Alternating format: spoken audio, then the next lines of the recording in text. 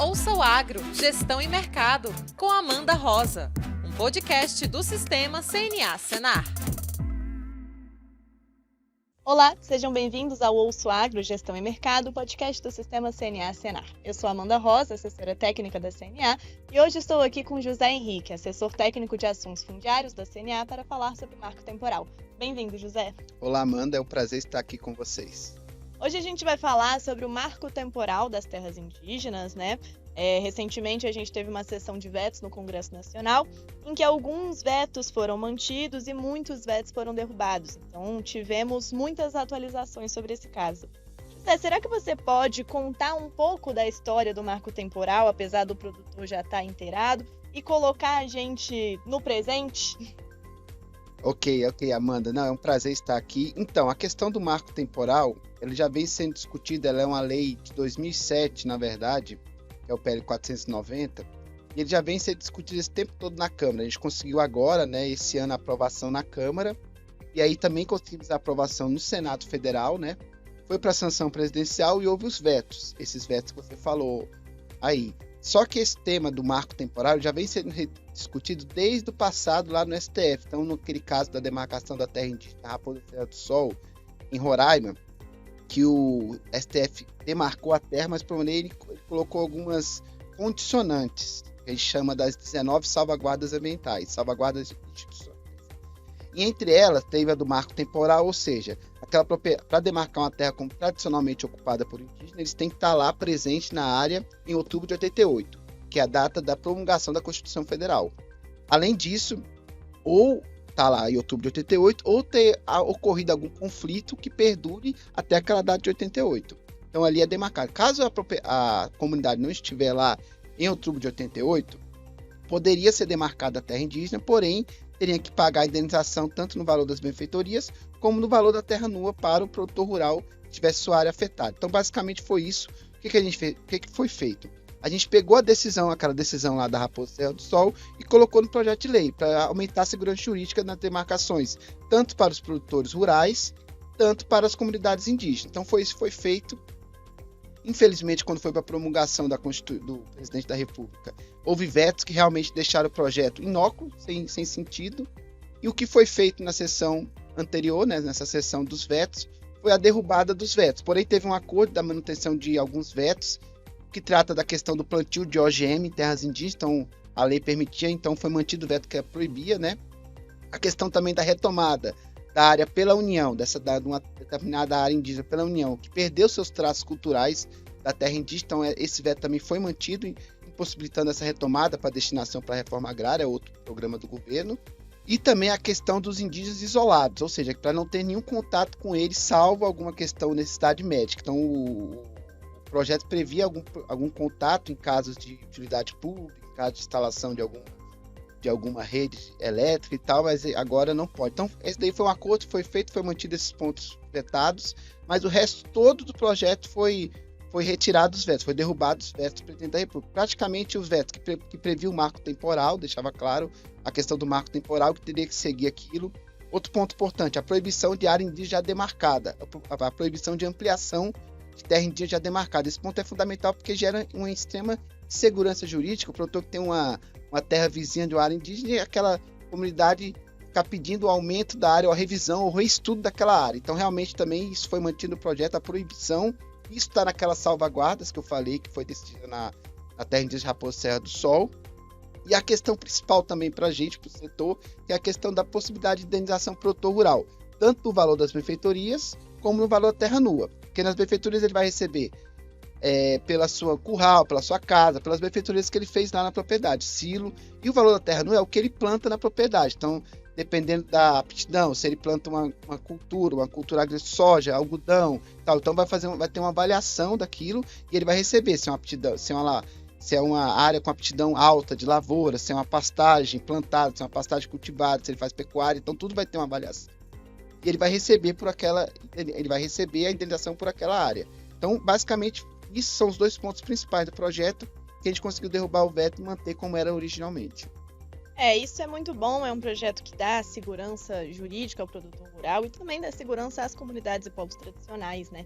E nesse projeto a gente tem algumas confusões, alguns mitos que são muito disseminados. E aí eu queria comentar com você sobre algum deles. O primeiro é que se é verdade que não vai mais existir demarcação de terras indígenas depois dessa lei? Não, isso é uma mentira, é uma fake news, digamos assim, como fala na linguagem atual. As terras indígenas já demarcadas, homologadas, regularizadas, que são mais de 700, elas não vão ser afetadas. Essas terras indígenas são direito adquirido dos índios. O que vai ser, assim, aquelas também que já estão em processo final de demarcação, já estão declaradas, já foram assinadas pelo ministro da Justiça, também não terá nenhuma alteração. O que vai ser é aquelas terras indígenas que estão atualmente em estudo, reivindicadas pelas comunidades. Então, essas terras indígenas, que são aproximadamente 600, pouco mais de 600 terras indígenas, que afetam realmente umas áreas muito produtivas, algumas dessas, essas passariam pelo crivo atual da lei, ou seja, a comunidade tem que estar lá em 5 de outubro de 88, que é o marco temporal previsto na lei. Caso ela não esteja lá, até poderia, se tem um laudo antropológico comprovando que ela esteve lá, suponhamos, nos anos 30, nos anos 50. Caso tenha esse laudo antropológico confirme isso, poderá demarcar a terra indígena, só que seria feita a indenização pro produtor rural, tanto no valor da benfeitoria como no valor da terra nua. Então ele só sairia da área após ele receber o justo e prévio valor em dinheiro daquela terra que ele estaria perdendo pela demarcação, por um eventual erro do Estado que deu esse título para ele. Então ele possui, às vezes, muitos produtores, são a maioria, em vários estados, Mato Grosso do Sul, Santa Catarina, Bahia, Mato Grosso, são estados, a maioria pequenos e médios produtores rurais que assim, vivem daquilo, é a vida dele aqui. Então eles não podem perder aquela área e serem jogados para fora. Então eles precisam realmente desse apoio que seja feita, caso seja comprovada tinham a terra ali, que tinham comunidade, eles recebam a prévia e justa indenização tanto da benfeitoria como no valor da terra nua. Uma coisa que a gente tem que pensar é que essa segurança jurídica ela pode ser o início da resolução de vários conflitos que a gente tem no campo. Então é um crivo objetivo para se demarcar em terras indígenas, né? É um modo de você garantir que a demarcação de terras não tenha critérios subjetivos, não passem às vezes por critérios que a gente não consegue comprovar de um jeito fácil, né? Então, é muito importante que a gente deixe estabelecido que terras indígenas podem ser demarcadas caso exista um crivo objetivo, que é o do marco temporal, e mesmo que não seja exclusivamente o do marco temporal, ainda existem outras possibilidades de demarcação.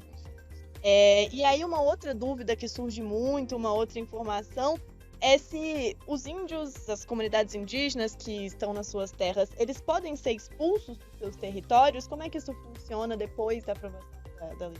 Não, eles não vão ser expulsos, eles continuarão nos seus territórios, como eu falei. Terra indígena já demarcada, que já foi regularizada, homologada pelo presidente da República, elas continuam da mesma forma que estão. O Brasil atualmente possui aproximadamente 14% do seu território, quase 120 milhões de hectares demarcados para terras indígenas.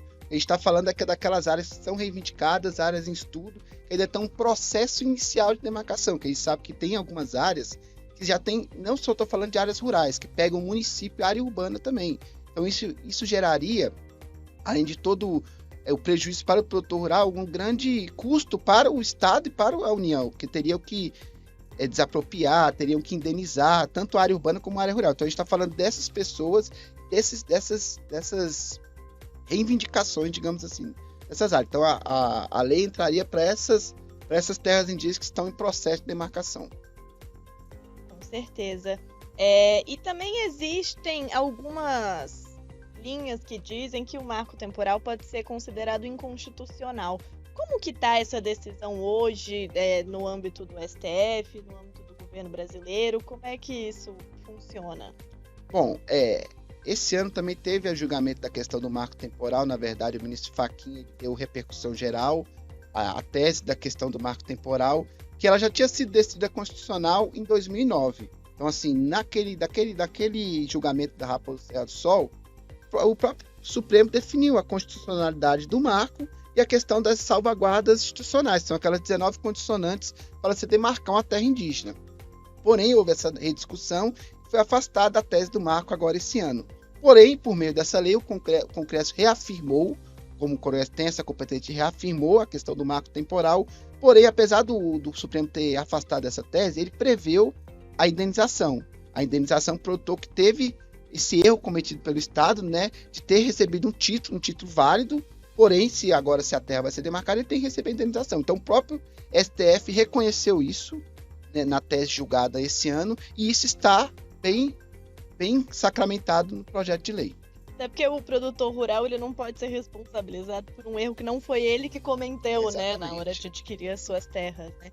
Então você pode falar um pouco mais de como que fica essa nova possibilidade de indenização, de como era? Você já comentou um pouco na primeira parte do episódio, mas para a gente falar um pouco que o produtor pode ficar tranquilo caso ele tenha que receber algum tipo de indenização. Sim, então assim, atualmente, de acordo com o artigo 231 da Constituição, se o produtor tiver uma área demarcada como tradicionalmente ocupada, os títulos deles é nulo de pleno direito, ou seja, ele perde o direito do título, ele recebe só pelas benfeitorias consideradas de boa-fé.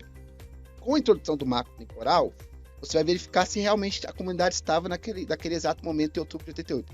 Caso ela não esteja, você pode continuar com a demarcação, comprovado pelo laudo. Porém, o produtor, além de receber a indenização das benfeitorias, ele vai receber pelo valor da terra nua. É conforme ele falou, a terra nua é aquilo que ele produz na área. Então vai fazer uma avaliação qual é a aptidão do seu solo, o que ele investiu ali, se é lavoura, se é pecuária, o que é, então ele vai receber aquilo além das benfeitorias. Então é isso que a gente defende, que tem um marco temporal para ter essa segurança jurídica, para cravar se a terra tradicionalmente ocupada ou não. Se o governo quiser demarcar mesmo não tendo o marco temporal, ele pode demarcar como reserva indígena, aí ele vai ter que indenizar o produtor rural. Então é isso que a gente defende. E a gente defende o seguinte: o produtor rural compra uma terra, ele tem ciente que ele pode trabalhar tranquilamente naquela terra. Ele vai ter que contratar um laudo para comprovar que tinha uma comunidade indígena lá. Então, assim, esse marco, o que a gente fala? A questão do marco temporal é segurança jurídica e paz para o campo. Paz tanto para a comunidade, tanto para o produtor rural. Então, esse marco vai compatibilizar o direito originário dos povos indígenas com o direito de propriedade, que os dois estão previstos na Constituição Federal. Então você tem que ter a compatibilização desses dois direitos e não sobrepor um ao outro.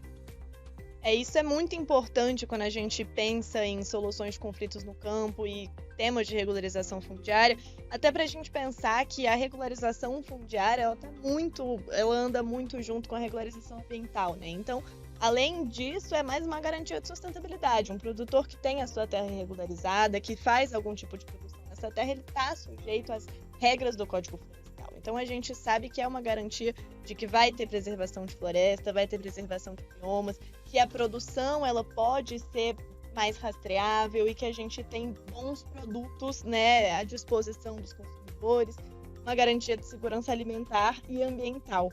Como que você avalia, assim, além dessa solução de conflitos fundiários, como é que é a sua visão em relação a essa nova lei sobre o que isso significa para o produtor? Então, se tem alguma expectativa de que as produções melhorem, de que tenha algum aumento de produtividade, existe algum tipo de avaliação nesse sentido? Amanda, é o seguinte: o direito de propriedade, o título da propriedade é a base para o produtor produzir com tranquilidade. Então, você não pode fragilizar o título da propriedade, você não pode fragilizar o direito de propriedade do produtor rural.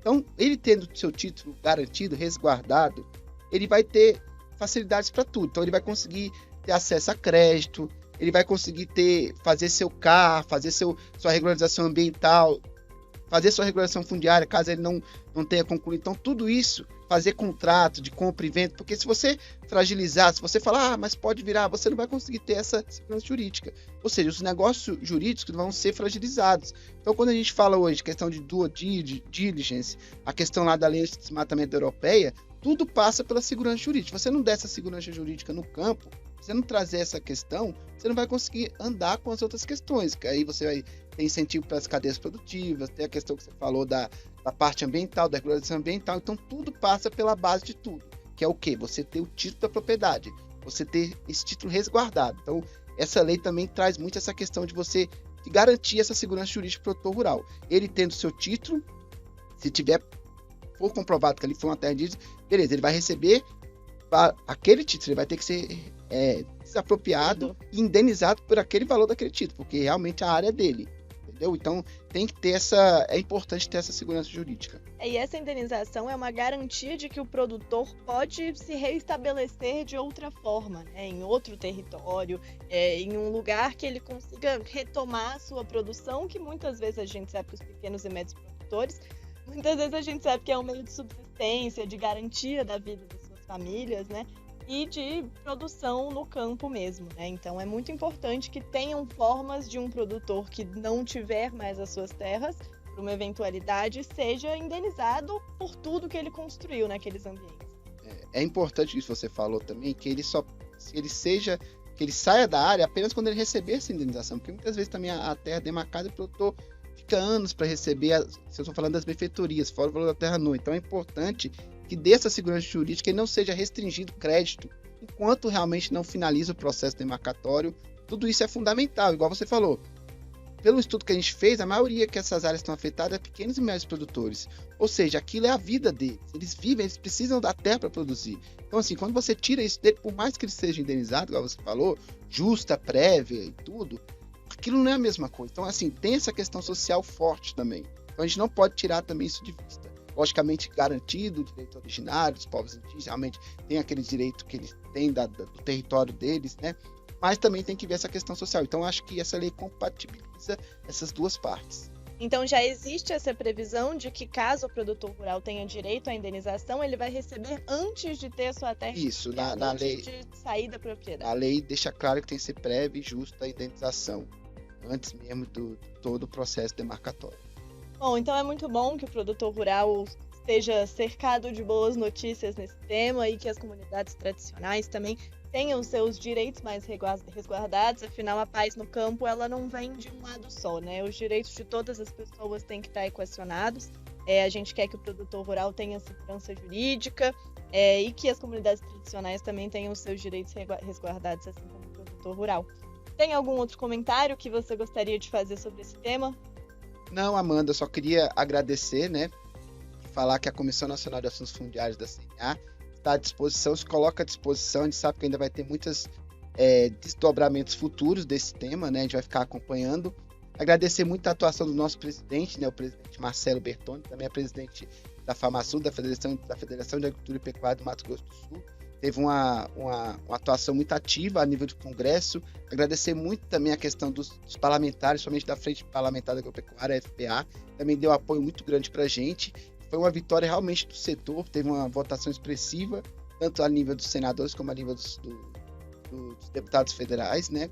Então, assim, muito importante essa conquista para o setor e a gente espera que realmente esse projeto de lei seja mantido e seja feito à vontade do povo, que é o que está plasmado na questão do Congresso Nacional, né? Então, nos colocamos à disposição para eventuais dúvidas. Muito obrigada, esse foi o episódio de hoje do Ouço Agro. Até a próxima. Ouça o Agro, Gestão e Mercado, com Amanda Rosa, um podcast do Sistema CNA Senar.